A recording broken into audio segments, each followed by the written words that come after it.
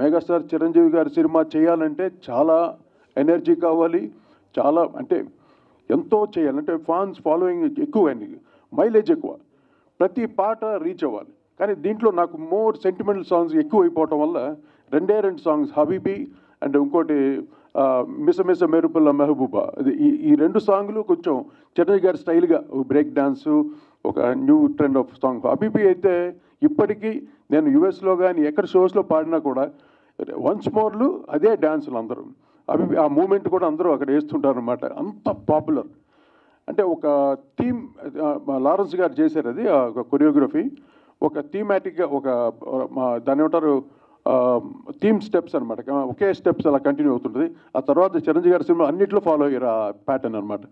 So I'm really happy. My megastar cinema the last cinema నేను చేసింది. Hitler is the last film. తర్వాత చెప్తాం, first Hitler అయిపోతే ఇంకా చాలా ఉంది చెప్పండి. హిట్లర్ అంటే చిరంజీవి గారికి నేను చేసిన లాస్ట్ సినిమా హిట్లర్. తర్వాత మళ్ళీ మాకు కుదరలే మా కాంబినేషను. బట్ ఎంతో వైభవంగా మన 100 days ఫంక్షన్ వచ్చి ఒంగోలులో చేశారు. నేను ఆ ఫంక్షన్కి వెళ్ళలేకపోయాను. టు బి ఫ్రాంక్లీ నేను ఐఎమ్ సిక్ అనమాట. అప్పటికి నేను మా అత్తగారు ఊరికి వెళ్ళి నెల్లూరు నుండి అక్కడ నుండి దగ్గరే ఒంగోలు. సరే వెళ్దాం అనుకుంటే నా వల్ల ఫుల్ చాలా నీరసం అయిపోయి అనేబుల్ అనమాట, వెళ్ళడానికి వీలు పడిన పరిస్థితుల్లో నేను వెళ్ళలేదు. చెప్పాను నేను రావట్లేదు మోహన్ గారు అని చెప్పేసి. కానీ పెద్ద ఫంక్షన్ అది, ఒక మెయిన్ టెక్నీషియన్ లేకపోవడం నేను ఇప్పటికీ ఈ రోజుకి బాధపడుతున్నాను. ఎందుకంటే ఈరోజు అది నేను రివీల్ చేయాలి మోహన్ గారికి. నేను కావాలని మట్టుకు ఎగ్గొట్టలేదు, నా మీద కోపాలు మట్టు పెట్టుకోకండి, హిట్లర్స్ లాగా అందరు హిట్లర్స్ ఆ టైంలో. సో అది మిస్ అయ్యింది. ఆ తర్వాత చిరంజీవి గారి సినిమా నేను చేయలేదు. అఫ్కోర్స్ ఆ టైం వచ్చినప్పుడు తప్పకుండా ఆయనతో వర్క్ చేసే భాగ్యం కలగాలి, కానీ కలిగితే మళ్ళీ నా గుండెలో బీట్ స్టార్ట్ అయిపోద్ది. చిరంజీవి గారి సినిమా అంటేనే అది ఒక భయంగా ఉంటుంది, ఫోబియా. అది ఎలా చేయాలని ఒక ఫస్ట్ భయంగా ఉంటుంది అనమాట. అందువల్ల ఆ భయంతో పుడుతుంది. Is the inspiration. ఏ పాట చేయన్నా, ఏ బీట్ క్రియేట్ చేసినా చిరంజీవి గారే అంటే అల్టిమేట్. అటువంటి డాన్సర్ ఇంక భారతదేశంలో ఎవడూ లేడు. I can challenge that. Only megastar. ఆ గ్రేస్ కానీ, ఆ స్టైల్ కానీ, ఈవెన్ కామెడీ టైమింగ్ కూడా, ఇంకా సెంటిమెంటల్ టైమింగ్ కూడా ఈజ్ అల్టిమేట్ స్టార్. ఇంకంతే, దానికి ఇంకా తిరుగులేదు. ఇంకా చిరంజీవి గారి గురించి నేను ఎక్కువ పొగడాల్సిన అవసరం లేదు. ఎందుకంటే మళ్ళీ ఈ సినిమా చూసి హిట్లర్ని మళ్ళీ ఫ్యాన్స్ అందరూ, మళ్ళీ వాళ్ళ ఫ్యామిలీ, వాళ్ళ పిల్లలు అందరూ వచ్చి మళ్ళీ చిరంజీవి గారిని చూసి భలే ఎంజాయ్ చేస్తారు. మా ముత్యాల సుబ్బయ్య అన్న డైరెక్షన్ ఇప్పుడు మళ్ళీ సుబ్బయ్య గారితో నేను ఒక సినిమా చేస్తున్నాను. ఎందుకంటే సెంటిమెంట్లో కింగ్ అనమాట. ఫస్ట్ నాకే చెప్పాడు సబ్జెక్టు. చెప్పిన తర్వాత నేను చాలా ఎమోషన్ అయ్యాను. ఏంటి సార్, ఏం పాయింట్స్ సార్, ఎక్కడ దొరికింది? అట్లా కాదు భయ్యా, నీకు నచ్చిందా లేదా, ఎక్స్ట్రాడినరీగా ఉంది భయ్యా అన్నాను. అది తల్లి మనసుని ఇప్పుడు రాబోతున్నాయింది ఆయన కాంబినేషన్లో. మళ్ళీ అది నేనే మ్యూజిక్ చేశాను. నాకు అవకాశం ఇచ్చారు, అంత మంచి సినిమాకి మ్యూజిక్ చేసే అవకాశం నాకు కల్పించిన థ్యాంక్స్ సుబ్బయ్య గారు. Such a lovely wonderful film. ఇంకా ఫ్యూచర్లో రిలీజ్ కాబోతుంది తల్లి మనసు, మా ముత్యాల సుబ్బయ్య గారి కాంబినేషన్లో. తర్వాత మా మోహన్ గారిది మామగారు, ఇంకా మీకు అందరికీ తెలుసు. దాంట్లో అన్ని పాటలు బావలసయ్య ఎక్కడికో. తర్వాత బావమరిది ఆ సినిమా కూడా అన్ని మ్యూజికల్ హిట్స్. అంటే కృష్ణ గారు కూడా ఉండేవారు అప్పుడు మన తిరుపతి. ఆయన సీఎం కృష్ణ గారు, మోహన్ గారు ఇద్దరు కలిసి చేసిన సినిమాలు. అలాగే మాకు వన్నెర రాజా నాకు చిన్నప్పటి నుండి వాళ్ళు మొదటి నుండి ఒక టీం అనమాట. వీళ్ళందరూ ఒక పెద్ద కారు ఉండేది, ఏదో కాంటెస్ట్ ఏదో సంథింగ్, అందరు గుంపుగా వచ్చేవారు అనమాట. మోహన్ గారితో ఎవరు సపరేట్గా వచ్చేవారు కాదు, అందరూ ఒక గ్రూప్గా ఒకే కారులో వచ్చి స్టూడియోకి వచ్చేవారు అనమాట. నేను చూడండి, అబ్బాబా వస్తున్నారు గ్రూప్ అనుకోను చిన్నప్పుడు. అంటే అప్పుడు ఆ టైంలో అనమాట, కోదలపాని ఆడియోస్లో.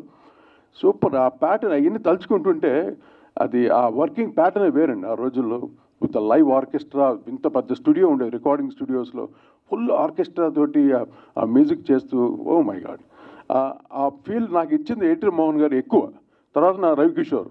అంటే మ్యూజిక్ని ఎలాగ వాడుకోవాలి, ఒక మంచి టాలెంటెడ్ మ్యూజిషియన్ని ఎలా పిండుకోవాలి వీళ్ళకే తెలుస్తుంది. అంత చక్కగా నన్ను వాడుకొని మ్యాక్సిమం అంటే ట్యూన్లు కూడా ఒకే ట్యూన్ ఇచ్చేవాడిని నేను. మోహన్ గారు వినగానే ఒకటి, ఇది ఏదైనా నీ కరెక్టా, ఓకేనా, నీకు ఓకే సార్ చాలా బాగా వస్తుంది అని. అంటే ట్యూన్ అంటే వేగ్గా ఉంటుంది కదా, ట్యూన్ చూసి జడ్జ్ చేయలేవు. కానీ నేను అది రికార్డింగ్ చేసి ప్రూవ్ చేసేవాడు అనమాట. అప్పుడు హబీబీ సాంగ్ ఫస్ట్ చేసిన తర్వాత చిరంజీవి గారికి వినిపించాం అనమాట. ఇద్దరు వెళ్ళి చిరంజీవి గారి ఇంటికి వెళ్ళి వినిపించి ఆయన కార్లోనే ప్లే చేసాం అనమాట. ఆర్కెస్ట్రా అంతా వెయిటింగ్. ఇప్పుడు ఇది ఓకే చెప్పిన తర్వాత నేను వెళ్ళి టేక్ ఓకే చేయాలి. వచ్చి వినిపించేసరికి నాకు నచ్చలేదు కోటి అన్నారు చిరంజీవి గారు. హబీబీ సాంగ్ నేను చేయలేనమ్మా, నీకు పేరు వస్తుంది, నేను చేయలేను ఈ పాట అన్నారు. సార్ ఏంటి సార్ మీకోసం ఇంత కష్టపడి, అంటే బీట్ కొత్త బీట్ అనేది లేదు. ఆయన వేరే మూడ్లో ఉన్నాడు. యాక్చువల్లీ ఆ మూడ్లో లేడు ఆయన. ఎప్పుడు ఆయన ఏ పాటని అలా రిజెక్ట్ చేయలేదు. ఆ రోజు ఏదో ఏ మూడ్లో ఉన్నారో ఏమో కానీ సరే ఇంక మోహన్ గారు చూసుకుందో ఏంటంటే మోహన్ గారు ఏం పర్లేదు, ఈ పాట ఆయనకి ఎక్కుతుంది, ఎక్కించే విధంగా మీరు మళ్ళీ దీన్ని ఏం చేస్తారో చెప్పండి.